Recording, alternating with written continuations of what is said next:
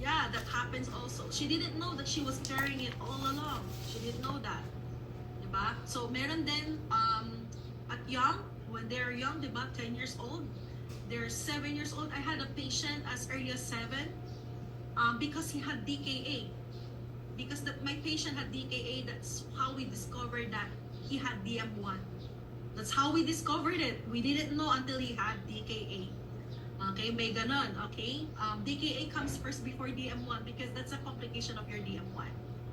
Okay, what else? Another triggering is your Epstein-Barr virus. Could be, like I said, genetic, autoimmune, many factors can affect or can cause the etiology of your DM1.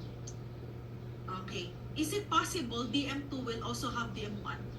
Like I said, if it's you're on DM2, you're on DM2. If you're DM1, you're on DM1. As I know by far, ha? As I know by far. Okay? Sige, absolute lack of insulin, usually, is it absent with them? Is that absent with them? In type 1. Yeah, it says here, absolute lack of insulin. That's why, class, to make it more complicated, diba? That triggers also your DKA, diba? Because they already are lacking with insulin. Diba? They're already lacking with insulin. Plus, your triggering factors, if you have those triggering factors like sepsis, your 4S, that can worsen the lack of your insulin, yes or no? Their sugar is so high, excessively high for them. Okay, are we clear?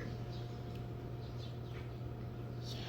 Okay, before I move on to type 2, let's try to analyze one muna. Okay?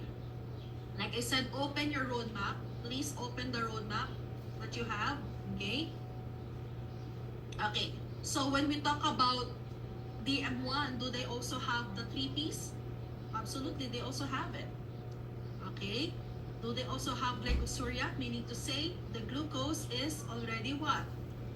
Detected in their blood, and it's excessively high, even in the urine.